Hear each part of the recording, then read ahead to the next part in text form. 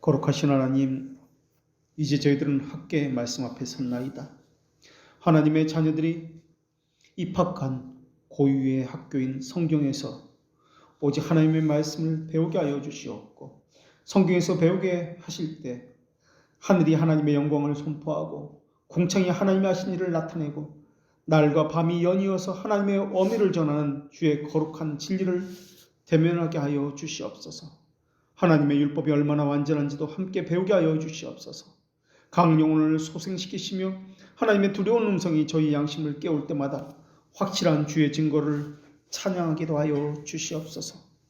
수많은 사람들이 자기 편의에 의해서 어떤 말씀을 스킵해버리고 길어도 안 되고 재미없어도 안 되고 책망해서도 안 되고 죄를 지적해서도 안 된다고 하면서 하나님의 모든 말씀은 자기 스스로 난도질하여 부분적인 것 또한 편의에 의해서 원하는 것만을 받아들이고 있습니다. 시편 기자가 무서운 파도의 뒤덮음을 묘사한 것처럼 그런 자들에게까지 하나님의 그 말씀의 무서움과 어미로움이 임하게 하여 주시어 두려워 떨며 하나님의 말씀을 듣게 하시옵고, 감히 하나님의 말씀을 자기 멋대로 판단하고 지적하고 난도질하고 자기가 원하는 것만 듣는 교만함은 버릴 수 있게 하여 주시옵소서.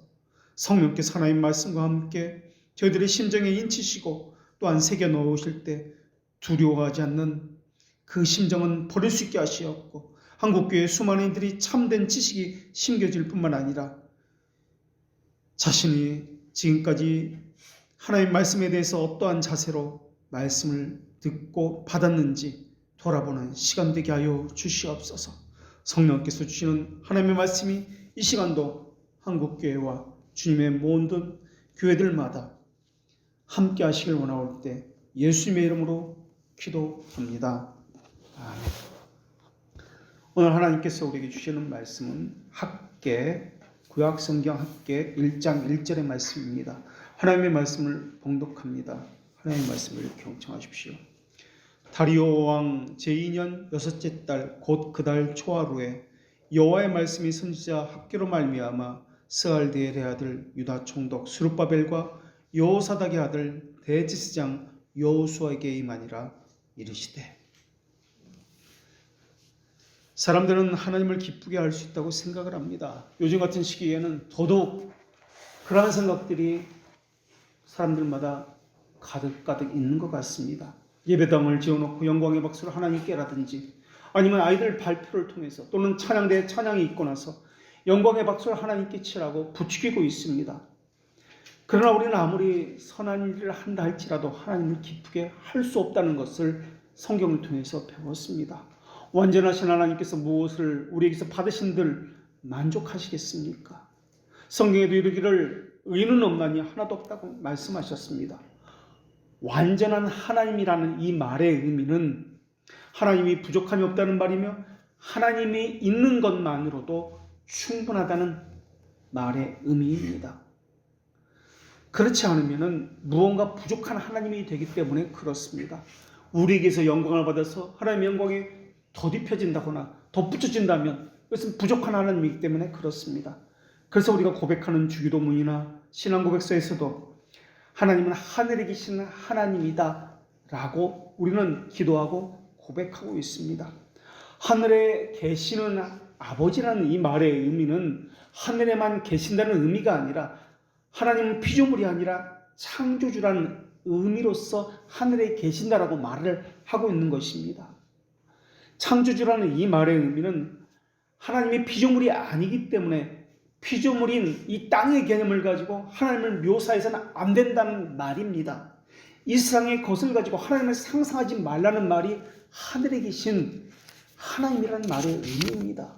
그런데 이 땅에 있는 수많은 교회들이 육체적인 것을 가지고 이 땅에 있는 것을 가지고 하나님을 묘사합니다. 지상의 것을 가지고 영이신 하나님을 기쁘게 한다고 그렇게 이야기합니다. 그렇게 할 수 없는데 그렇게 할 수 있다라고 지금도 수많은 곳에서 하나님께 영광을 돌린다라고 이야기합니다. 하늘에 계신다는 말은 그런 의미가 아닙니다. 주권적인 전능하심을 의미하는 말입니다. 그런데 사람들은 하나님이 할 수 없는 것이 있는 것처럼, 또한 우리가 하나님께 할 수 있는 것이 많은 것처럼 그렇게 이야기합니다. 사실 전능하다는 말은 하나님 모든 것을 할 수 있다는 말이 아닙니다. 하나님의 뜻대로만 모든 것을 하신다는 뜻입니다. 하나님은 하지 못하는 것이 너무나 많이 있습니다. 악한 일을 하지 못합니다. 거짓말을 하지 못합니다. 왜곡하는 것, 하신 말씀을 변경하는 것, 약속을 지키지 않는 것, 못하는 것들이 너무나 많이 있습니다. 그러나 하나님은 하나님이 뜻하신 것을 능치 못할 일이 없습니다. 문제는 그것이 하나님의 뜻이냐 아니냐의 문제입니다. 이제 이 시기에는 백화점이나 아니면 언론이나 이러한 기사들을 보면 성탄절 메시지로 하늘은 영광, 땅에는 평화라는 말을 많이 사용합니다. 이 말을 너무나 왜곡해서 사용하고 있습니다. 성경에는 그런 말이 나오지 않습니다. 누가복음 2장 14절의 말씀에는 하나님의 말씀이 이렇게 기록되어 있는데 지극히 높은 곳에서는 하나님께 영광이요 땅에서는 하나님의 기뻐하신 사람들 중에 평화로다라고 말씀하고 있습니다. 모두에게 다 하나님의 평화가 임하는 건 아닙니다. 하나님이 기뻐하시는 자들에게만 임하는 것이 평화입니다. 하나님이 하시고자 하는 이들에게만 하나님이 기뻐하시는 것입니다. 영광도 지극히 높은 곳에서 하나님께 영광이라고 했습니다. 지극히 높은 곳이란 하나님의 보좌가 있는 하늘을 의미합니다. 그러니까 영광과 평화라는 이것은 죄대로 용서를 받은 칭의의 결과로서 나타나는 것을 이야기합니다. 그러니까 중생된 자가 아니면 하나님을 기쁘게 하실 수가 없다라는 것을 전제로 하는 말입니다.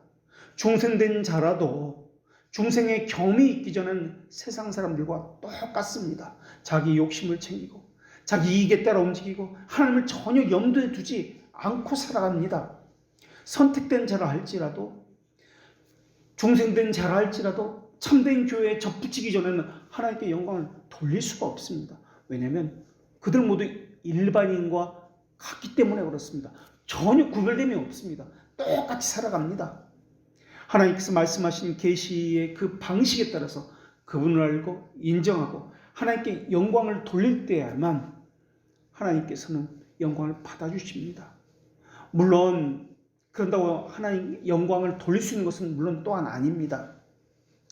거짓된 교회에서 거짓된 교리를 배우고 또한 하나님이라는 참된 지식이 없다면 하나님께 영광을 돌릴 수 없는 것은 당연할 것입니다. 그래서 회심하기 전에는 일반인과 똑같습니다. 선행이라고 하는 것도 사람의 상상과 인간의 제도의 기초에서는 할 수 없다라고, 그것은 선행이 아니라고 우리는 배워서 알고 있습니다. 그렇다면 중생의 경험이 있게 되면 회심한 이후에는 하나님께 영광을 돌릴 수 있는 겁니까? 아닙니다. 그저 죄와 싸우기 위해서, 죄를 죽이기 위한 싸우는 것, 이것이 전부입니다. 중생의 경험이 있는 사람이라도 말입니다. 죄를 혐오하게 되고 그것 자체로 하나님을 기쁘게 하지 못한다는 것을 우리는 알고 있습니다. 죄를 슬퍼하게 되면서 자기 정체를 분명하게 아는 것 외에는 없습니다. 자기가 얼마나 무기력하고 연약하고 의지가 없고 부패하고 죄가 많은지 그것 외에는 깨닫는 것이 없습니다. 계속해서 하나님의 말씀에 은혜를 받아서 죄를 죽이는 싸움만이 있을 뿐입니다. 그러기 위해서는 얼마나 많은 말씀의 은혜가 필요한지 모릅니다. 어쩌다 한두 번 말씀을 듣는 것으로 되는 게 아닙니다. 일주일에 한 번 나와서 1시간 말씀을 들었다고요? 그것으로 죄와 싸울 수 있다고 생각하십니까? 절대 불가능합니다. 어쩌면 자만만 키울 수 있습니다. 위선과 형식과 자기 착각만 더 얻을 수 있습니다. 매일매일의 삶이 말씀을 듣고 말씀과 함께 죄를 죽이고 영 살리기의 삶이 되어도 죄와 싸우는 것이 될까 말까입니다. 묵상이라는 이름으로 카페에 형식적인 글 한두 개 올렸다고 그게 신자의 삶이라고 말을 해서도 안 됩니다. 사람들은 설교를 번면이라고 생각하는 경향도 있습니다. 우리 몫은 우리가 하고 하나님의 몫은 하나님이 하시는 것이다라고 생각하는 경향도 있습니다. 이런 생각들은 알미니안주의자들의 생각입니다. 중생과 상관없이 하나님께 기쁨을 드릴 수 있다고요? 이거 역시 알미니안주의자들의 생각입니다. 중생의 경험이 있어도 하나님께 기뻐하심을 드릴 수가 없습니다. 형식과 제도로 하나님께 기쁘게 할 수 있다고 생각하는 것도 버려야 합니다. 마음 중심에 정말 하나님을 향한 간절함이 있느냐, 절실함이 있느냐를 묻고 있는 것입니다. 하나님을 마음을 다해서 기뻐하고 있습니까? 어쩌다 생각하는 것 말고 항상 하나님을 마음에 품고 무엇을 하든지 하나님을 사랑한다는 그 마음을 가지고 하고 있습니까? 물론 그럴지라도 하나님께 영광을 돌릴 수 있는 것은 아닙니다. 하나님께서 그것을 영광이라고 받아주셔야만 그것이 영광이 될 뿐입니다. 그렇기 때문에 하나님은 모든 사람의 영광을 받으시는 것이 아닙니다. 선택된 자 모두에게 영광을 받으시는 것도 아닙니다.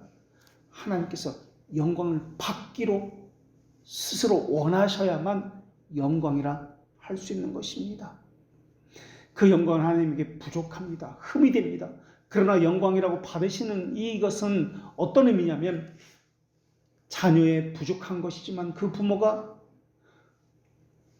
그 자녀의 관계 때문에 그의 그러한 행위들, 노력들을 기뻐 받으시는 것에 불과할 뿐입니다. 우리는 학개라는 선지자를 생각하면 성전을 건축하고 하나님께 영광을 돌렸다는 이야기가 생각납니다. 예배당을 짓고자 하면 일반적으로 학개 선지자의 설교를 가지고 설교를 듣습니다. 그러나 하나님은 지성의 것으로 영광을 받으시는 분이 아니라는 것을 우리는 기억해야 합니다. 학교는 예배당을 지었다, 교인들의 수가 많아서 하나님께 영광을 돌렸다는 말을 하고자 함이 아닙니다. 하나님이 함께 하신다는 것이 어떤 의미인지, 하나님께서 주시는 복이 무엇인지, 성경이 궁극적으로 말하고자 하는 것이 무엇인지를, 하나님의 영광이 말하고자 하는 것이 무엇인지를 보여주는 것이 학개입니다. 하나님은 이스라엘 백성들의 현재 상태에 대해서 기뻐하지 않는다는 것을 알리심으로 학개의 말씀이 시작됩니다. 학개 1장 5절과 7절의 말씀은 이렇게 하십니다. 이렇게 말씀하십니다. 만군의 여호와가 말하노니 너희는 자기의 행위를 살필지니라. 자기의 행위를 살필지니라는 말씀, 기억하여 보라는 말씀이 학개는 총 38절에 불과한데 성경의 학개에 반복적으로 계속해서 나옵니다. 그러면서 하나님께서는 이스라엘이 기뻐하지 않는다는 것을 말씀해 주고 계십니다. 그리고 하나님께서 왜 이스라엘을 기뻐하지 않는지 그 증거를 그들에게 보이셨습니다.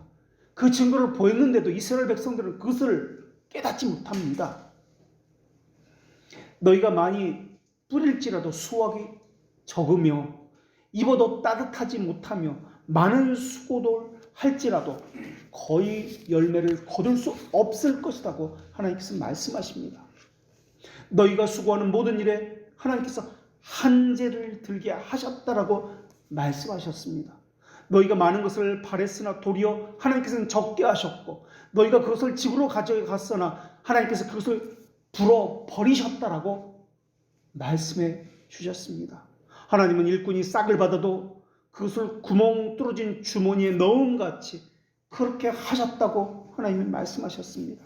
그러면서 하나님은 너희 손으로 지은 모든 일에 곡식을 마르게 하는 재앙과 우박으로 너희의 그 일한 싹스를 치셨다라고 말씀하셨습니다. 그런데도 그 상황과 현실을 보지 아니하고 너희는 내게 돌이키지 않았다라고 책망하십니다. 왜 이스라엘이 열심히 수고했는데, 열심히 일을 했는데, 열심히 무언가를 바래왔는데 왜 잘 안 됐는지 아십니까? 학개는 하나님을 그들이 기쁘게 하지 않았다라고 말씀합니다. 예배를 안 한 것이 아닙니다. 제물을 안 드린 것이 아닙니다. 그런데 옷자락에 거룩한 고기를 쌌는데 그 옷자락이 다른 것에 닿았으면 그 닿은 것은 성물이 될 수 없다라고 말씀합니다. 하나님께 드린 것이 없다는 말씀이 아닙니다. 하나님께 드렸습니다. 봉사했습니다. 예배했습니다. 찬양했습니다.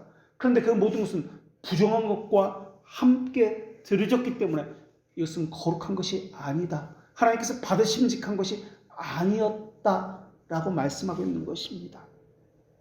학개는 소선지서 12개의 소선지서 중에 10번째 책인데 대선지서와 소선지서를 구분하는 그 구분은 예언의 분량에 따라서 분량이 작으면 소선지서라고 이야기합니다.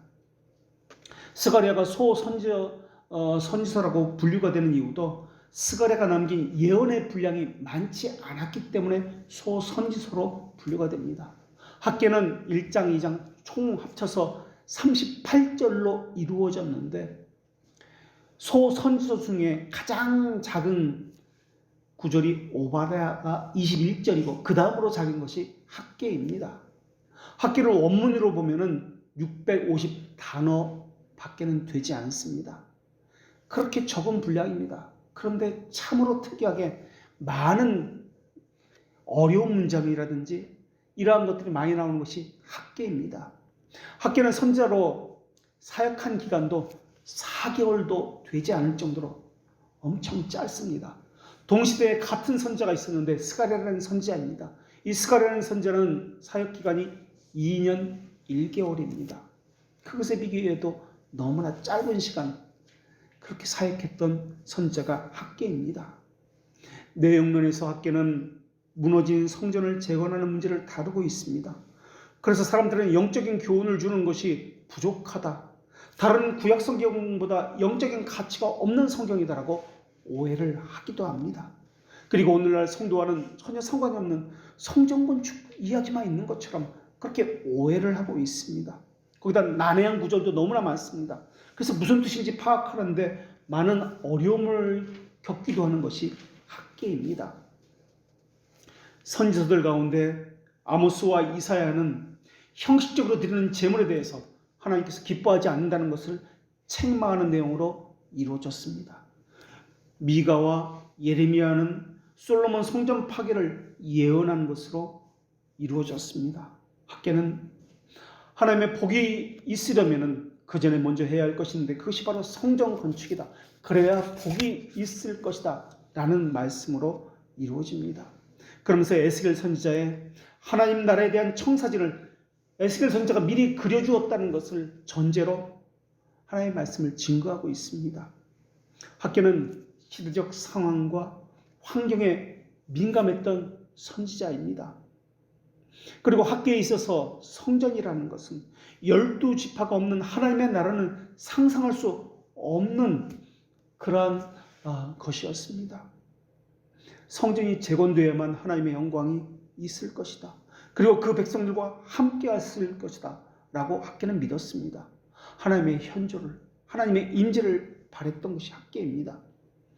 그런데 학계는 다른 선지자들은 회개를 강하게 촉구했지만은 다른 선지자들과는 달리 회개를 강하게 촉구하지는 않았습니다. 다른 선지자들의 뼈대는 회개하는 요청이 그 선지서들의 뼈대를 이루고 있습니다. 그 중에서도 소선지서의 처음 시작 호세아, 요엘은 그리고 맨 마지막에 스가랴와 말라기는 하나님께 돌아갈 것과 신실한 하나님과의 언약 관계를 회복할 것을 촉구하고 있습니다. 그러면서 그들의 죄를 책망하는 것을 그 주제로 삼고 있습니다. 그러면서 하나님께 돌아가는 것을 종말론적인 주의 날과 심판의 날과 연결시킨 것이 소선지서들입니다. 그래서 12소선지서들을 보면은 회개로부터 시작합니다. 회개 요청으로부터 죄를 지적하고 책망하는 것부터 시작해서 심판에 대한 경고, 복을 약속하는 것으로 그 선지서들의 끝을 맺습니다. 그런데 학계는 구체적으로 회개의 요청이 강하게 나오지 않습니다. 심판에 대한 경고가 거의 나오진 않습니다.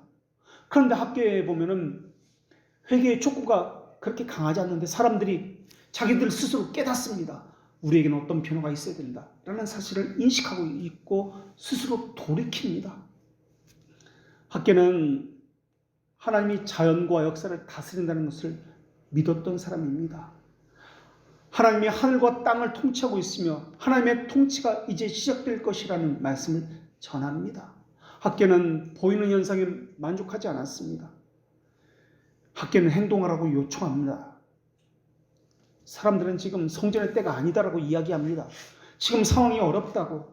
지금 성전 건축을 하면은 먹고 살기 힘든데 그때는 더 힘들어질 것이라고 이야기합니다. 왜냐하면 하던 일을 멈추고 그 성전 건축에 온통 시간과 모든 것들을 매달려야 하기 때문에 지금 먹고 사는 일이 그렇지 않은도 어려운데 성전 건축을 하면 이것을 내버려둬야 되기 때문에 더 힘들어질 것이라고 이야기합니다. 그러나 하나님은 아니다. 그 반대라고 말씀하십니다. 학교는 궁극적으로 성전은 십자가로 대치가 될 것이며 약속의 도장이 가시면류관으로 대치가 될 것이라는 사실을 전했던 선지자입니다. 학개와 스가랴 선지자는 하나님의 성전을 세우는 것이 하나님의 영광을 회복하는 것이다라고 전하고 있습니다. 동시에 하나님의 영광과 회복되어야 할 것이 우리 안에 성결이다라는 것을 전하고 있습니다. 그래서 학개와 스가랴 선지자가 전한 하나님의 영광과 성결에 대한 증거로서 그 예표가 성전이다라는 것입니다. 성전 건축은 이방 나라들에게 하나님의 이름을 보여주는 중요한 일이었고 말세 이방인들과 이스라엘 백성들이 하나님께 예배하는 장소로 중요한 장소였습니다. 여기서 우리가 얻을 수 있는 하나님의 말씀은 성전이라는 개념은 장소적 개념이 아니라 하나님의 임재로서 성전이신 예수 그리스도를 상징하는 예표로 보아야 한다는 것입니다. 학개의 배경은 기원전 520년입니다. 열왕기, 역대기, 상하 모두 하나님의 백성이 바벨론으로 끌려가는 것으로 이야기가 끝을 맺습니다. 북이스라엘은 기원전 722년에 아시리아에게 멸망을 당합니다. 그리고 10지파는 아시리아로 강제 이송되었습니다. 마치 우리나라가 일제강점기 시대에 구소련에 의해서 1937년 9월 9일 처음으로 이주가 시작된 것과 마찬가지였습니다. 두만강 근처 하바롭스키나 블라디보스토크 이쪽 지역에는 사실은 임자가 없는 그러한 땅이었습니다. 통치가 없는 그러한 땅이었습니다. 그곳에서 우리 백성들이 일제강점기 시대에 이주해서 땅을 개간하면서 살고 있었습니다. 그런데 구소련에 의해서 타슈켄트나 우즈베키스탄 같은 곳으로 여러 지역으로 강제 이주 생활을 하게 됩니다. 우리나라는 한반도 북쪽에 그러한 땅을 여러 가지 이름으로 불렀습니다. 만주, 연해주, 간도라고 불렸는데 이들 모든 이쪽, 위쪽, 북쪽 지역을 만주라고 불렀습니다. 연해주는 만주가 바닷가 쪽에 붙어있기 때문에 연해주라고 불렸고요. 간도는 압록강과 두만강 북쪽에 아무도 개척하는 그런 땅이 아닌 그냥 버려진 땅이었기 때문에 우리가 개척한 땅이다 그러면서 개간한 땅이다 해서 간도라고 불렀습니다. 그리고 한반도에 살고 있던 농민들이 일제강점기에 만주 땅으로 가서 주인이 없었습니다. 만주 땅으로 가서 황문주를 개간한 땅을 우리는 만주다, 연해주다, 간도라고 불립니다. 그런데 군사 요충지로 만들기 위해서 소련이 그것을 강제로 점령해버리고 우리 백성들을 다른 지역으로 다 이주를 시켜버린 겁니다. 마찬가지로 유대인들도 북이스라엘 사람들도 바벨론과 아시리아 여러 곳곳으로 강제 이주당해서 흩어지게 된 겁니다. 유대는 바벨론에게 나라를 빼앗깁니다. 그리고 나서 바벨론을 다시 정복한 것이 바사, 곧 페르시아입니다. 나일강에서 인도에서 강에 이르기까지 고대 근동을 가로지는 제국을 형성한 것이 고레스 시대입니다. 페르시아의 고레스 왕 때입니다. 페르시아의 고레스가 바벨론을 정복하고 그로부터 18년 후가 되었습니다. 기원전 520년입니다. 기원전 520년에 모든 제국의 포로들을 자기 나라, 자기 고향으로 돌아가라는 칙령을 발표합니다. 그것을 고레스 칙령이라고 이야기합니다. 그러면서 이스라엘 백성들에게는 파괴된 예루살렘 성전을 건축하라라고 명령을 내립니다. 이것을 이렇게 하나님은 기록하고 있습니다. 이스라엘의 하나님은 참 신이라. 너희 중에 그의 백성된 자는 다 유다 예루살렘으로 올라가서 이스라엘의 하나님 여호와의 성전을 건축하라. 그는 예루살렘에 계신 하나님이시라. 그래서 하나님께서 마음에 감동을 주셔서 마음에 감동을 받은 사람은 모두가 다 예루살렘 성전을 건축하고자 일어났더라라는 것이 하나님의 말씀입니다. 그래서 고레스 칙령에 따라서 경건한 유대인들은 모든 유대인이 아닙니다. 경건한 유대인들, 성령의 감동을 받은 유대인들, 하나님의 백성이라 자처하는 유대인들은 몇 년에 걸쳐서 바벨론에서 예루살렘으로 돌아왔습니다. 예루살렘으로 돌아온 목적은 고향에 돌아오는 것이 목적이 아니었습니다. 예루살렘 성전을 건축하고 하나님과의 관계를 바르게 회복하는 것이 목적이었습니다. 우리의 신앙도 그렇습니다. 교회를 찾고 신앙생활을 하는 이유는 교회를 다니는 것이 목적이 아닙니다. 바르게 하나님과의 관계를 갖는 것이 목적입니다. 돈을 벌기 위해서 하나님을 이용하려는 것이 아닙니다. 자기 평안을 위해서 교회를 다니는 것이 아닙니다. 처음으로 예루살렘에 돌아온 회중은 42,360명이라고 분명히 기록하고 있습니다. 페르시아로부터 임명받은 유대인 공동체의 첫 번째 총독은 세스바살이라는 사람입니다. 이 첫 번째 총독 세스바살이라는 사람이 이들을 인도해서 예루살렘으로 함께 왔습니다. 그리고 세스바살의 통치 기간에 제2성전의 기초가 놓아지게 된 것입니다. 제1 예루살렘 성전은 우리가 알고 있는 대로 솔로몬 성전이라고 불립니다. 그러나 이 성전이 바벨론에 의해서 무너지게 되었습니다. 그리고 이 무너진 성전을 다시 세워야 했습니다. 이것을 제2성전이라고 불립니다. 그러던 중에 칙령을 내렸던 고레스가 죽게 됩니다. 그러면서 새로운 왕이 등극을 하게 됩니다. 그러자 예루살렘 반대편에 있던 사마리아 총독이 유대인들이 성전을 짓는 것을 걸고 넘어집니다. 저들이 예루살렘에 성전을 짓는 것은 페르시아를 배반하기 위해서, 대적하기 위해서라고 새로운 왕에게 고발을 해버립니다. 그러면서 성전 건축이 중단이 되어서 14년 동안 아무것도 하지 않은 채 방치된 상태가 되어버렸습니다. 예루살렘으로 처음 돌아온 백성들의 눈에는 폐허밖에 보이지 않았습니다. 안팎으로 많은 어려움들이 있었습니다. 내부적 원인과 외부적 원인이 있었는데, 내부적 요인으로는 에스겔이 본 성전에 대한 환상, 그리고 예레미야 선지자가 새 언약에 대한 약속에 대한 이러한 확신이 점점 1년, 2년 지나가면서 희미해지기 시작했습니다. 14년이나 지났습니다. 처음에 그 확고했던 그 신념, 하나님 우리와 함께 하신다, 성전을 지을 때 하나님께서 함께 하시며 복을 주실 것이라는 이 신념이 사라져 버리게 된 것입니다. 우리도 믿음은 시간이 지나면서 흐려지고 약해지는 경우가 너무나 많이 볼 수 있습니다.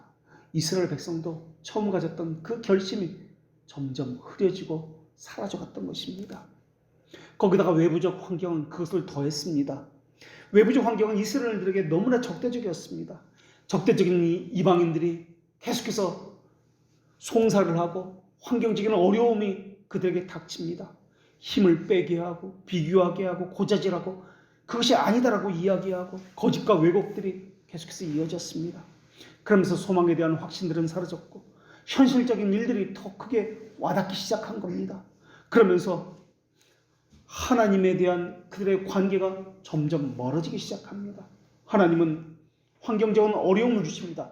가뭄, 한재, 천재지변 이런 것을 통해서 수확이 점점 감소됩니다. 열심히 일하면 일할수록 더 많은 수확을 얻어야 되는 것이 이치인데 더 감소가 됩니다.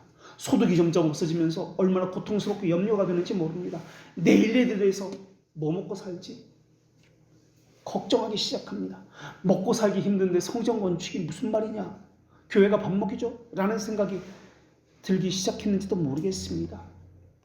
소득이 줄어들고 물질적인 어려움이 생긴 것은 사실은 하나님의 손에서 이루어졌다는 것은 이들은 아직도 깨닫지 못하고 있습니다. 현실을 탓합니다. 사람을 탓합니다. 소득이 없음으로 인해서 정작 자신들이 왜 여기에 왔는지에 대한 사명이 무엇인지를 잊어버린 겁니다. 그러면서 나라 전체, 예루살렘 전체에 경제적인 침체도 있었습니다. 만연한 불법들이 득세하기 시작합니다. 양식껏 하려는 사람들은 손해를 보기 시작했고 더 어렵게 살아야만 했습니다. 사람은 수고하여도 그에 대한 보수와 싹을 받지 못했다고 성경은 분명히 기록하고 있습니다. 원수로 말미암아 평안을 잃어버렸습니다. 그래서 스가랴 선지자는 예루살렘 회복에 대한 하나님의 말씀을 전하면서 너희가 이전에는 그렇게 되었으나 이제부터는 그렇지 아니하고 진리와 공의의 하나님이 너희들과 함께함을 너희들이 스스로 보게 될 것이라고 그렇게 스가랴 선지자는 예언하기 시작했던 것입니다. 그런 상황에서 기원전 522년 총독 스룹바벨과 대제사장 여호수아의 지도하에서 이래서는 안 되겠다. 이들은 예루살렘에 두 번째로 도착합니다. 이래서는 안 되겠다 그러면서 도착한 지 2년 후 기원전 520년에 선지자 학계, 총독 스룹바벨, 대제사장 여호수아를 중심으로 성전 건축이 다시 시작이 된 것입니다. 고레스 칙령에 의해서 1차 예루살렘 귀환이 있었고 2차 때 지금 522년 기원전 이때는 다리오 왕 시대입니다. 다리오 1세 시대입니다. 고레스가 첫 번째 칙령을 내렸고 고레스가 스구디아 전쟁에서 죽으면서 공사가 중단되었습니다. 그리고 나서 다리오 1세가 다시 예전에 이런 일이 있었구나. 고레스 조소를 발견함으로써 성전 건축 명령을 다시 내리면서 탄력을 받기 시작하게 된 겁니다. 1차 건축 시도가 총독 세스바살의 지도하에서 실패하고 멈추게 됩니다. 그리고 16년이 지난 기원전 515년에 결국 총독 스룹바벨과 선지자 학계와 스가랴 그리고 대제사장 여호수아에 의해서 결국에는 2차 성전이 완성이 된 것입니다. 그러니까 다리오 왕 2년에 시작된 성전 건축이 다리오 왕 6년에 완공이 된 것입니다. 다른 선지자들은 비극적으로 끝을 냅니다. 슬픔으로 이야기가 시작돼서 책망과 슬픔으로 경고로 선지서의 끝을 맺습니다. 그러나 학계는 그렇지 않습니다. 성공적인 선지자로 기억의 길이 남습니다. 경건한 유대인들이 기원전 536년경에 처음 예루살렘에 도착했을 때 그들의 심정을 한번 생각해 보십시오. 폐허에는 남은 곳이 없습니다. 거기다가 주변 사람들은 사마리아인들의 적대감을 비롯해서 성전 건축을 방해하려는 너무나 많은 노골적인 그런 어려움들이 있었습니다. 그래서 16년간 그 성전 건축을 포기하게 된 것입니다. 상황적인 어려움, 환경적인 어려움 때문에 그때 나타난 선지자가 학계라는 선지자입니다. 학계는 성전에 떠난 하나님의 영광이 다시 돌아올 것이다. 성전 복구를 해야 한다. 메시아 시대가 열릴 것이다. 라는 에스겔 43장에 여호와의 영광이 성전에 임한다는 에스겔의 사상을 전한 선지자였습니다. 선지자들의 이야기의 처음 시작을 보면은 누구의 아들이고 몇 살에 하나님의 말씀을 받았고 어느 가문 출신이고 아버지가 누구고라는 소개하는 것으로부터 시작을 합니다. 학계는 이러한 소개가 전혀 없습니다. 오바댜, 하박국, 말라기도 자기소개가 전혀 없습니다. 학벌, 가문, 나이, 다른 선지자들은 이것이 처음에 시작되는데 마치 학계는 그런 것은 중요한 것이 아니다. 내가 중요한 것이 아니라 나는 하나님으로부터 보냄받았다. 그래서 하나님의 말씀을 증거하는 것이 중요하다는 것을 말하고 있는 것처럼 자기에 대한 소개는 전혀 없고 하나님의 말씀이 내게 임했다. 하나님의 말씀을 가지고 나는 전한다. 라는 것만을 보이듯이 그렇게 하고 시작되고 있습니다. 더군다나 다른 선지서에는 나오지 않는 아주 독특한 문구가 나오는데 학계를 가리켜서 여호와의 사자다라는 이 호칭입니다. 여호와의 사자는 천사에게만 쓸 수 있는 그런 호칭인데 여호와의 사자가 바로 학계다라고 13절에 1장 13절에 분명히 기록하고 있습니다. 백성이 학계 선지자의 외침에 의해서 이제 일을 시작합니다. 그게 주전 520년입니다. 그리고 515년에 드디어 성전이 완성됩니다. 그러니까 학계와 스가랴의 배경은 페르시아 바사, 성경은 바사로 나옵니다. 페르시아 다리우스, 성경은 다리오라고 합니다. 다리우스 1세 때입니다. 학계는 주전 520년부터 4개월간 메시지를 선포했고 스가랴는 주전 520년부터 18년까지 2년 1개월간 하나님의 말씀을 선포한 선지자입니다. 학계와 스가랴는 모두 이 제2 성전을 재건하도록 불을 붙인 선지자들입니다. 학계와 스가랴 다음에 나오는 것이 구약의 마지막 성경인 말라기입니다. 말라기는 연대도 모릅니다. 왕이나 제사장에 대한 어떤 언급도 없습니다. 제2 성전은 완공되었습니다. 그러나 기다리던 메시아는 아직 오지 않습니다. 말라기 선지자는 여호와의 날이 단지 악한 자들을 심판하는 것이라고, 그런 날이 아니다, 하나님의 백성을 정하고 거룩하게 하는 날이라고 경고를 합니다. 그러면서 엘리야의 선지자의 말을 언급합니다. 그러면서 구약의 끝을 맺는 것이 말라기입니다. 그로부터 4세기 후에 말라기 선지자가 엘리야 선지자를 언급한 그로부터 400년이 지난 후에 세례 요한과 예수님의 탄생과 또한 예수님이 예루살렘 성전에 임하신다는 것으로 신약 성경이 시작됩니다.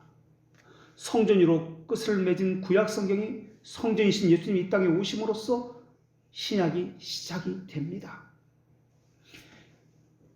그런 배경에서 우리는 학계를 돌아봐야 합니다. 학계도 물론 다른 선지자와 마찬가지로 이스라엘의 회개를 말하면서 시작을 합니다. 백성들은 지금은 때가 아니다, 하나님의 집을 지을 때가 아니다라고 이야기합니다.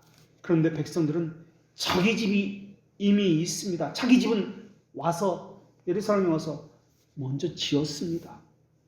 다른 말로 이야기하면 이스라엘 백성들은 자신들의 사명을 잊어버렸습니다.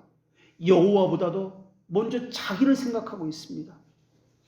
성경에는 그들이 가진 집을 뭐라고 기록하고 있냐면 판벽한 집이다라고 그렇게 기록하고 있습니다. 판벽한 집이란 말의 의미는 굉장히 사치스러운 화려한 집이라는 의미입니다. 벽이 있는 집, 기둥이 여러 가지 있는 집, 이런 완전한 형태를 가진 집을 이야기하는 것이 판벽한 집이라는 의미입니다. 이스라엘은 우리와는 다르게 구조가 더운 나라라 지붕이 없는, 벽이 없는 그런 구조를 가지고 집을 짓는 것이 일반적인 집의 형태입니다. 그런데 그들은 지붕이 있고 완전한 형태를 가진 그 짧은 시기에 자신들의 집을 먼저 세웠다는 겁니다. 오늘 우리도 하나님의 뜻보다는 우리의 욕구를 우선순위로 두는 경우가 많이 있습니다. 교회를 위한다는 것, 하나님의 일을 하는 것, 이것에는 핑계를 대기를 너무나 자주 하고 쉽게 핑계를 댑니다. 그러나 자기 일을 할 때는 이런 핑계들은 다 사라져버립니다. 어떻게 해서든 시간을 내고 물질을 내고 자기가 하려는 일은 하고자 합니다. 가족의 일, 자기가 중요하다고 생각하는 일에는 어떻게 하든지 무엇을 아끼지 아니하고 행합니다. 교회를 위해서는 하지 못할 수많은 변명들, 하지 못하는 이유들은 수많이 가졌습니다. 그러나 자기가 하고자 하는 일에 대해서는 그것을 해야만 하는 당위성에 대한 수많은 이유를 가졌습니다. 자기가 좋아하는 드라마를 보거나 게임을 하거나 운동 경기를 볼 때는 그것이 끝날 때까지 불평 없이 앉아 있습니다. 그러나 예배가 5분이라도 시간을 넘기면 안절부절하지 못합니다. 인터넷을 보거나 유튜브를 볼 때는 하루에도 몇 시간씩 앉아서 보면서도 설교는 일주일에 1시간, 그것조차 견딜 수 없어 합니다. 정말 묻고 싶습니다. 그것이 정말 하나님과 함께하는 삶입니까? 그것이 정말 하나님을 사랑한다는 증거입니까? 거룩한 삶의 증거는 도대체 어디에 있단 말입니까? 마음에 하나님의 임재가 있는 하나님의 성전 건축은 도대체 어떻게 된 것입니까? 이것을 학계가 묻고 있는 것입니다. 선제들의 외침을 들어야 합니다. 성전 건축은 하나님의 임재를 말하는 것인과 동시에 성결과 거룩한 삶을 말하고 있는 것입니다. 학계서는 4번의 예언으로 이루어졌습니다. 첫 번째 예언은 1장 1절부터 11절까지입니다. 이것은 6월 1일에 주신 말씀입니다. 우리 달력으로는 율리오스 역에 의하면 기원전 520년 8월 29일에 하나님께서 주신 말씀입니다. 이날은 공적 예배 날입니다. 첫 번째 예언의 주제는 성전 폐허 상태로 그냥 내버려둔 백성들의 무관심을 책망하는 예언입니다. 그러면서 너희들은 자신들을 위해서 좋은 집을 가지고 있지 않느냐라고 그렇게 말씀하고 있는 그런 책망의 말씀입니다. 왜 하나님에 대해서 우리는 무관심합니까? 왜 자기 먹고 살 국민은 열심히 하면서 그것만 챙기고 있습니까? 그것이 부르심입니까? 라고 학계가 책망하고 있는 겁니다. 이러한 책망은 곧 효력을 나타냅니다. 그로부터 24일 후에 백성들이 스룹바벨의 지휘 아래 성전을 재건하기 시작합니다. 그리고 두 번째 예언이 시작됩니다. 2장 1절부터 9절까지입니다. 성경은 유대력으로 7월 21일에 그 말씀이 주어졌다고 이야기합니다. 우리 달력으로는 기원전 520년 10월 17일입니다. 두 번째 성전은 성전 건축이 행해지고 있는 그 중간에 일어난 것에 대한 예언입니다. 백성들 가운데 일부가 지금 건축하고 있는 성전이 너무나 초라합니다. 첫 번째 성전인 솔로몬의 그 예루살렘 성전은 금은 부화로 장식된 화려하고 아름답고 큰 성전이었습니다. 그런데 우리가 지금 만들고 있는 성전은 겨우 뒷산에 올라가서 나무를 베어다가 돌을 주워다가 만든 성전입니다. 이런 성전을 우리가 건축해야 될 이유가 있습니까? 이렇게 초라한 곳에 하나님의 영광이 임재하겠습니까? 서로를 비교하면서 오는 실망감을 바로잡아줄 목적에서 전해진 예언입니다. 사람 보기에는 너무나 조잡하고 허름합니다. 그러나 하나님은 하나님 보시기에는 금, 은으로 둘러싼 성전보다 뒷산에서 베어온 나무로 만든 이 성전이 하나님 보시기에 더 좋다라고 말씀하고 계십니다. 사람의 시각과 하나님의 시각이 다르다는 것을 보여주고 있습니다. 이전 영광보다 나중 영광이 더하리라고 말씀해주고 있는 겁니다. 그래서 이사야 선지자, 에레미야 선지자, 에스겔 선지자는 첫 번째 성전보다 더 큰 영광이 있을 것이다 라고 예언한 것입니다. 보는 것으로 믿는 사람들을 책망하는 것입니다. 진짜 성전이 무엇을 의미하고 있는지, 성전에 의미하는 바가 진실로 너희들은 알고 있는지에 대해서 말씀해 주고 있는 것이 이 두 번째 성전에 관한 그 예언입니다. 사람들은 이렇게 허름하게 지을 바에 차라리 짓지 말자. 돈을 더 많이 모아가지고 제대로 된 성전을 지어야 되는 것 아니냐라고 그렇게 실망감에 젖어있을 때 주신 예언의 말씀입니다. 진짜 성전이 무엇인지들은 몰랐던 것입니다. 진정한 성전은 눈에 보이는 가시적인 것이 아니라 그리스도라는 성전이라는 것을 이들은 몰랐던 것입니다. 그러한 점에서 사람 눈에 보기에는 초라합니다. 너무나 작고 보잘것없습니다. 지하에서 물이 새는 곳에서 지금 월세 살면서 예배당이 있습니다. 그런데 하나님께서는 이전의 영광보다 지금의 이 영광이 더 큰 영광이다 라고 말씀해 주고 있는 겁니다. 학계의 세 번째 영광은 예언은 2장 10절부터 19절까지입니다. 이날은 유대력으로 9월 24일입니다. 우리 달력으로 율리오스력으로 주전 520년 12월 18일입니다.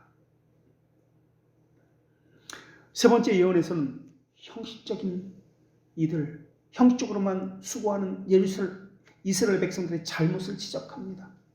진심으로 성전 재건에 힘쓰면 하나님께서 복 주시겠다고 약속하는 것만 합니다. 위선적이고 마음을 다하지 않는 신앙, 이것을 책망하는 예언입니다. 마지막 네 번째 예언도 2장 20절부터 23절까지인데 세 번째 예언과 같은 날 주어졌습니다. 12월 18일. 오늘이 12월 18일. 이 주전 520년 12월 18일 날 주어진 예언입니다. 네 번째 예언 역시. 이것은 신정국가의 그 백성의 대표자인 스룹바벨에게 총독에게 주신 말씀입니다. 이렇게 학개, 스가랴, 말라기는 포로 후기에 기록된 선지서입니다. 공통적인 것은 귀한 자들을 격려하는 것이, 그리고 장차 오실 예수 그리스도의 예언이 담겨 있다는 것이 공통적인 사실입니다. 예루살렘의 귀환의 목적이 무엇입니까? 성전 건축입니다. 성전 건축이 무엇입니까? 현지적인 의미로 재해석할 때 성전 건축은 건물이 아닙니다. 가시적인 돌과 나무가 아닙니다. 바벨론 포로 전기 선지자가 있고 바벨론 후기 포로 선지자가 있습니다. 학개, 스가랴, 말라기는 후기, 포로 후기 시대 선지자입니다. 포로 전기 시대의 선지자의 메시지의 특징은 죄와 부패성에 대한 책망으로 가득 차 있습니다. 그러나 포로 후기 선지자들의 메시지는 그 초점이 책망도 있지만은 오실 그리스도라는 성전의 영광에 그 초점이 맞춰져 있습니다. 그러면서 말라기를 끝으로 신약이 성전으로 오신, 성전에서 기다리는 선지자들의 그 사모하는 마음, 그래서 성전에 오시는 예수님을 신약 성경은 그리고 있는 것입니다. 그리스도의 영의 영광은 모두에게 함께하는 것이 아닙니다. 성령은 신자에게만 내주합니다. 사람들은 보기에는 금은 보석으로 지어진 솔로몬의 그 성전의 영광이 더 크게 보였을 것입니다. 그러나 하나님 보시기에는 사람들의 눈물, 기도로 세워진 이 자그마한 성전이 더 영광스럽다, 더 크다라고 보신 겁니다. 하나님께서 성전을 성결하게 하려고 하신 것은 우리 심령이 성령이 거하시는 성전이기 때문에 그렇습니다. 예수님 역시 성전 청결을 첫 번째 사역으로서 하게 되는 것입니다. 그것은 성전을 깨끗하게 했다는 그런 차원이 아닙니다. 눈에 보이는 것이 아니라 우리의 심령을 거룩하고 성결하게 했다는 의미로서 보아야 할 것입니다. 성령님은 성결의 성령이지 부패함과 더러움의 성령님이 아닙니다. 오염된 인간에게 자연적 은사의 순수함은 없습니다. 그런 자연적 은사에 대해서 사람들은 찬양을 보냅니다. 저 사람은 저것도 잘해, 저것도 잘해. 어떻게 저렇게 잘할 수 있어? 타고났나 봐. 그러나 자연적 은사에 대한 어떤 찬사도 합당하지 않습니다. 사람의 손으로 지어진 그 성전이 무엇이 그리 대단하겠습니까? 그리스도는 우리에게 모든 것을 채우시고 움직이시고 우리 심정을 북돋아 주시는 분이십니다. 그리스도에게 신격이 없었다면 그 몸을 성전이라 부르지 않았을 것입니다. 마찬가지로 하나님의 임재와 영광이 없었다면 그 장소를 성전이라 부르지 못했을 것입니다. 우리 마음도 그렇습니다. 하나님의 영광이 없다면, 하나님의 거룩하심을 받을 수 없는 곳이라면 그것을 성령의 전이라 불릴 수 없을 것입니다. 주님의 거룩한 성전으로 자라가려면 그리스도의 기반 위에 자라가야 합니다. 에베소서 2장 20절에서 하나님이 이렇게 말씀하십니다. 너희는 사도들과 선제들의 터 위에 세우심을 입은 자라. 그리스도 예수께서 친히 모퉁이 돌이 되셨느니라. 그의 안에서 검을 받아 서로 연결하여 주 안에서 성전이 되어가고 너희도 성령 안에서 하나님이 거하실 처소가 되기 위하여 그리스도 예수 안에서 함께 지어져 가느리라. 교회도 성령 안에서 하나님이 거하실 처소가 되어야 하고 우리도 하나님이 거하실 처소가 되기 위해서 예수 그리스도 안에서 함께 지어져 가야 한다라고 말씀하고 있습니다. 그런데 광신자들은 이 말씀을 거절합니다. 자기 혼자 읽고 묵상하고 배워서 충분히 이익을 얻을 수 있다라고 생각을 합니다. 그들은 교만함과 자만함과 자기 자랑이 가득하여서 대중 모임을 멸시하고 설교를 하찮은 것으로 평가절하합니다. 성도의 교제를 하지 않아도 예배했다라고 생각합니다. 그것으로 내 할 일 다 했다라고, 그리고 집으로는 돌아가 버립니다. 이것이 가증스러운 배교자들의 행위입니다. 하나님이 그렇게 해도 된다라고, 그것이 예배라고 했다면, 그것이 교회라고 했다면 모이기를 힘쓰라고 말씀하지도 않았을 것이고 교회와 목회자를 세우지도 않았을 것입니다. 더군다나 거룩한 성도의 교제를 밑싸움하라고 우리는 고백하고 있는데 그것을 하게 하지도 않았을 것입니다. 서로 통용 성명도 없습니다. 예배 후에 그냥 집에 가버립니다. 그게 무슨 예배입니까? 이들은 교회를 찢는데 열정을 갖고 늑대 입에 양을 던지는 자들에 불과합니다. 모반보다 더 큰 죄가 있습니다. 모반보다 큰 죄는, 더 큰 죄는 하나님과 교회로부터 이혼하는 것입니다. 이 말의 의미는 아담의 범한 죄보다 더 큰 죄가 있다는 말인데, 아담보다 더 큰 죄가 있는데 그것은 참된 교회를 거부하는 것이 가장 큰 죄라는 것입니다. 교회는 어떤 곳입니까? 성도가 서로 교통하는 곳입니다. 그래서 우리는 신앙 고백으로 고백합니다. 성도가 서로 교통하지 않으면 교회가 아니다라는 말입니다. 사람들은 예배만 하고 집에 갑니다. 그게 하나님 받으신다고 생각하십니까? 그게 성전이라고 생각하십니까? 그게 교회라고 생각하십니까? 성도의 교제는 그럼 무엇입니까? 먹고 마시는 것, 밥을 먹는 것, 이게 성도의 교제입니까? 아닙니다.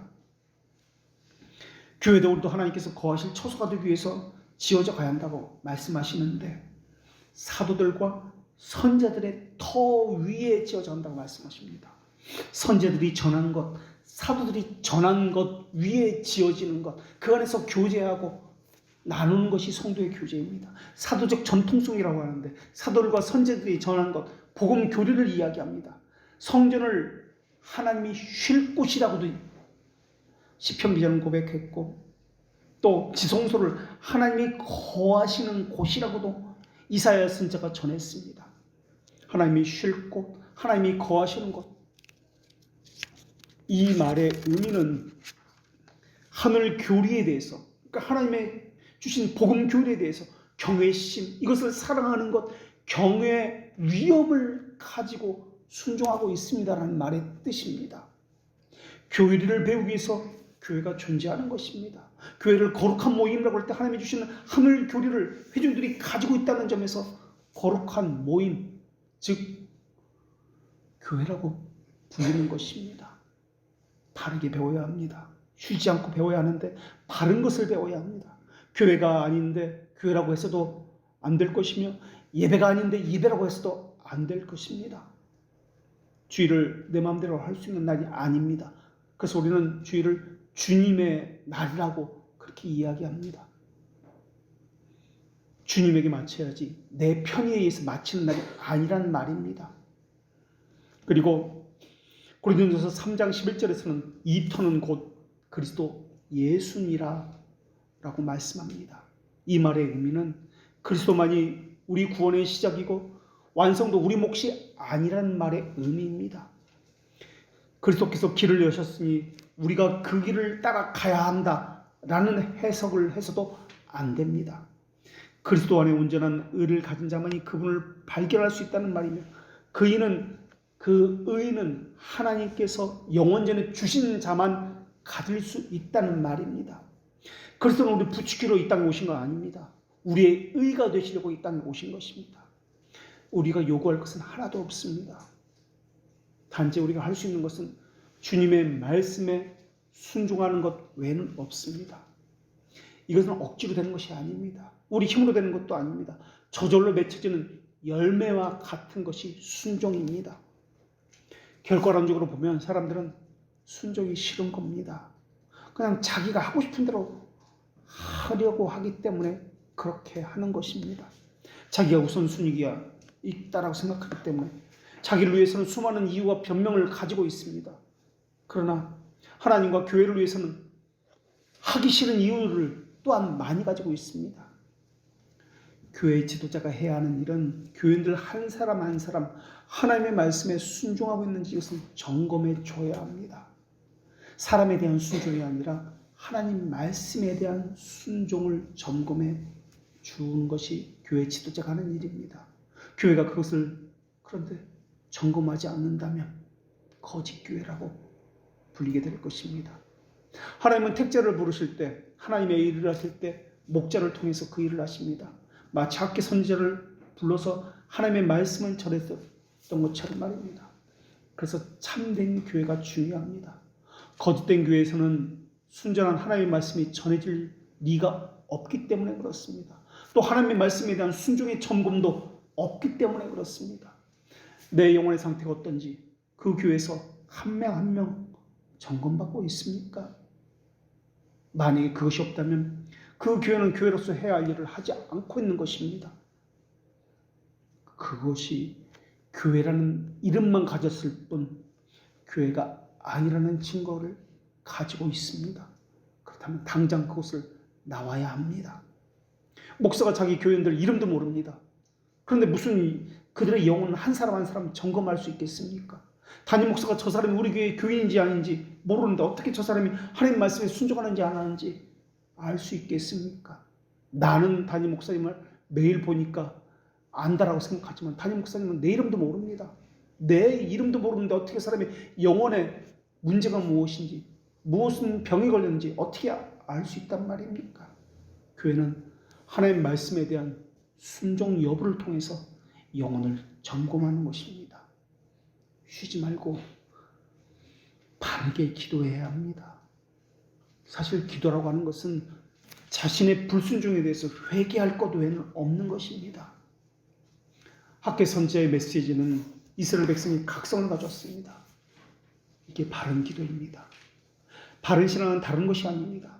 두 가지 것으로 이루어졌는데 바른 신앙이라고 하는 것은 하나님의 말씀이 무엇인지 바르게 아는 것과 그 말씀에 순종하는 것으로 이루어졌습니다. 기도도 이것입니다. 하나님의 말씀이 무엇인지 바르게 아는 것과 그것에 순종하는 것, 바르게 순종하지 못하는 것을 회개하는 것, 이것이 기도입니다. 알지 못하는 것을 순종하는 것은 맹목적 순종이라고 이야기합니다. 이해하지 못하는 것과 알지 못하는 것은 다른 것입니다. 여기서 사람들은 이해하지 못하는 것을 어떻게 우리가 순종합니까? 라고 질문을 합니다. 이것은 잘못된 신앙입니다. 진리는 이해할 수 있는 것이 아니라 믿는 것입니다. 당시 이스라엘 백성은 하나님의 말씀을 이해할 수가 없었습니다. 지금도 이렇게 먹고 살기 힘든데 성전 건축을 하라고요? 성전 건축을 하게 되면 우리는 지금 아무것도 할 수가 없습니다. 모두 다 산에 올라가서 나무를 베어야 하고 돌을 주워가지고 우리 집안일은 팽개치고 먹고 사는 일을 할 수가 없이 성전 건축에만 매달려야 합니다. 지금 먹고 사는 거 이것만으로 지금 너무 부족한데 도대체 그러면 우리 집안은 누가 먹여 살립니까? 그런데 하나님은 이전보다 더 큰 많은 소출이 있게 될 것이다 라고 말씀해 주셨어요. 이해가 됩니까? 일을 안 했는데도 더 많은 소출이 있다고요? 이해가 될 수 있는 말씀이 아닙니다. 하나님의 진리는 이해가 아니라 믿는 것이기 때문에 그렇습니다. 우리가 있는 곳은 시간과 공간의 지배를 받습니다. 그러나 하나님은 영원과 무한이시기 때문에 우리는 영원히 하나님을 이해할 수가 없습니다. 그저 하나님의 말씀을 믿고 신뢰하는 것이 믿음입니다. 하나님의 자녀는 하나님의 형상을 창조되도록 닮도록 창조되었기 때문에 경건해야 마땅합니다. 경건한 자는 주님 앞에서 청결한 양심을 기뻐하고 진실되게 예배하는 자가 되기 위해서 이것을 즐거워하는 성향을 가지고 있습니다. 기도에 대한 확신도 하나님의 온정에만 근거하고 개인의 공로와는 전혀 상관없다는 것을 잘 알고 있습니다. 그런데 이게 안 되니까 공로를 말하고 확신이 없는 겁니다. 믿음의 특성은 소망입니다. 결코 포기하지 않는 것이 소망입니다. 그래서 하나님은 하나님의 자녀에게는 기쁨을 노래하도록 항상 준비를 시킵니다. 우리는 지금 이 훈련을 받고 있는 것입니다. 기쁨을 노래하고 하나님께 드리는 간구를 찬송의 감사로 바뀌게 되는 그 훈련을 말입니다. 그런 훈련은 아무나 받는 것이 아닙니다. 학계의 메시지를 받는 것도 아무나 그렇게 되는 것이 아닙니다. 지금 바벨론 포로에 있다가 또는 바사의 포로로 있다가 예루살렘으로 올라간 자들이라고 이 말씀을 듣는 사람을 그렇게 이야기합니다. 예루살렘으로 올라간 자들을 보면 성경에는 남은 자라고 이야기합니다. 하나님의 백성이라고 이야기하고 경건한 자들이라고 이야기합니다. 에스라 1장 5절에는 이들을 하나님께 감동을 받은 자라고 그렇게 기록하고 있습니다. 하나님의 감동을 받은 자들, 경건한 자들, 남은 자들, 이들이 지금 신앙 상태가 어떻습니까? 실망하고 좌절하고 상황과 현실을 보면서 힘겨워 포기했습니다. 지금 먹고 살기도 힘듭니다라고 하나님 일을 멀리하고 있습니다. 그런데 하나님 그들을 그냥 내버려 두셨습니까? 아닙니다. 돌이키게 하셨습니다. 한재를 보내시고 소득이 없게 하시고 힘들게 하시고 상황적인 어려움을 주셨습니다. 그것을 통해서 그들의 부르심이 무엇인지 다시 돌아보게 하셨습니다. 그래서 하나님의 말씀을 하나님의 선지자에게 주셨고 그들을 보내셔서 참고 견디게 하시고 하나님의 목표로 하는 곳까지 끝내는 이끄시는 것을 학교를 통해서 배우게 됩니다. 신앙도 그렇고 기도도 그렇습니다. 신앙은 심정을 살피시는 하나님 앞에 자신의 청결한 심정을 펼쳐 보이는 것입니다. 하나님을 향한 내 사랑이 어떤 것인지, 하나님의 언약에 대한 소망이 내게 있는지 없는지, 하나님 말씀에 대한 믿음이 있는지 없는지 하나님 앞에 다 펼쳐 보이는 것이 신앙입니다. 그리스도는 교회와 연합하기 위해 그리스도의 몸을 직접 가져와서 교회와 연합시킨 적이 없습니다. 참된 양식인 하늘 교리인 복음으로 이 땅에 오셔서 진리로 교회의 머리가 되신 것입니다. 말씀을 오신 그리스도께서 우리 심정에 자리 잡고 우리를 다스리고 우리는 하나님의 말씀에 순종함으로 교회의 머리 되심을 보이는 것이 교회입니다. 예수님이 몸으로 직접 오셔서 몸으로서 육체로서 교회와 연합된 거 아닙니다. 하나님께서 그 백성과 함께 살고 계시다는 것을 가장 잘 보여주는 외적 표시가 성전입니다. 성전이라는 것은 하나님의 말씀에 다스림을 받고 순종하는 것을 이야기합니다. 이스라엘 백성은 그 성전에서 하나님을 만나고 예배했습니다. 그러니까 성전을 이루고 있는 것, 돌과 나무이지만 돌과 나무가 중요한 것이 아니라는 것입니다. 성전의 구성 요소는 돌과 나무가 아니라 진리의 터와 기둥이라는 것입니다. 이스라엘 백성은 성전은 돌과 나무로 이루어졌다고 생각했습니다. 아닙니다. 하나님의 임재와 영광, 하나님의 말씀, 이것이 성전을 이루는 구성 요소였습니다. 돌과 나무를 숭배한다면 이것은 우상 숭배입니다. 성전에서 가장 하나님에게 가장 큰 일이 무엇이냐면 희생 제사를 드리는 일입니다. 이 희생제를 통해서 하나님께서 기뻐하시는 제사를 드리는 것인데 이 희생 제사도 그렇습니다. 가시적인 것 전혀 중요한 것이 아닙니다. 희생 제사 역시 예표에 불과합니다. 성전이 예표에 불과한 것처럼. 그렇다면 희생 제사가 예표하고 있는 것은 무엇입니까? 화목 제물로 오신 그리스도를 예표하는 이러한 그림자에 불과합니다. 성전이라는 것은 이 가시적인 것은 물질, 돌과 나무에 불과한 이것은 예수님께서 오시기 전에 존재했던 것입니다. 희생 제사도 마찬가지입니다. 예수 그리스도께서 오시기 전까지만 존재했던 상징물입니다. 그런데 많은 사람들이 이 상징물, 돌과 나무 이거를 지금도 붙들고 있습니다. 성전이 말하고자 하는 실상인 예수 그리스도를 붙들지 않고 있습니다. 진리의 기둥과 터라고 하는 이 예수 그리스도의 그 실상, 이 말씀을 전혀 붙들고 있지 않습니다. 라오디게아 교회가 이것도 아니고 저것도 아니고 미식지근한 신앙을 가진 것처럼 학개시대의 이스라엘 백성들은 남은 자라고 불렸던 사람들인데도 이것을 가지고 있었습니다. 하나님의 감동원시를 받고 자발적으로 예루살렘으로 올라간 하나님의 백성들인데도 불구하고 말입니다. 그런 이들이 현실과 상황 가운데 타협하면서 안주해 있었습니다. 학교는 라오디게아 교회 같은 그런 이스라엘 백성들을 일깨워 성령의 전을 건축하게 한 것입니다. 그리고 하나님은 스룹바벨을 통해서 영원한 성전이신 예수 그리스도를 보내실 것을 약속을 하십니다. 하나님 이렇게 말씀하셨습니다. 조금 있으면 모든 나라를 진동시킬 것이며 모든 나라의 보배가 이르니 내가 이 성전의 영광이 충만하게 하리라. 만군의 여호와의 말이니라. 이 성전의 나중 영광이 이전 영광보다 크리라. 만군의 여호와의 말이니라. 무엇을 우리는 지어야 합니까? 우리는 지금 무엇을 하고 있습니까? 살아있는 하나님의 말씀으로 지어야 할 성령의 전이 지금 무엇을 하고 있는 것입니까? 이스라엘의 남은 자, 하나님의 백성이라는 이름만으로 지금 만족하고 계십니까? 수많은 상황적 어려움과 환경의 어려움 때문에 성전 건축이 방해된다고요? 지금은 때가 아니라고요? 먹고 살기도 힘들다고요? 우상 숭배만큼이나 똑똑한 것이 게으름이고 라오디게아 교회 같은 미적지근함입니다. 버가마 교회는 발람의 교훈을 따라갔습니다. 두아디라 교회는 이사벨이라는 여자를 용납했습니다. 우리는 지금 누구의 교훈을 따라가고 있습니까? 이성의 목소리가, 현실과 상황의 목소리가 하나님의 말씀보다 더 가치 있다고 여기는 것은 혹시 아닙니까? 지금 우리는 어떠한 사상을 용납하고 있는 것입니까? 무엇과 손잡으라고 부추기고 있는 것입니까? 지금 겪고 있는 어려움과 고통의 상황, 그 배후에 무엇이 있는지를 모르시는 것입니까? 하나님이 요구하시는 성전이 의미하는 바가 무엇인지를 살펴보라고 간곡하게 호소하고 있는 것이 학계 선자의 호소입니다. 기억하십시오. 은도 여호와의 것이고 금도 여호와의 것입니다. 기도하겠습니다.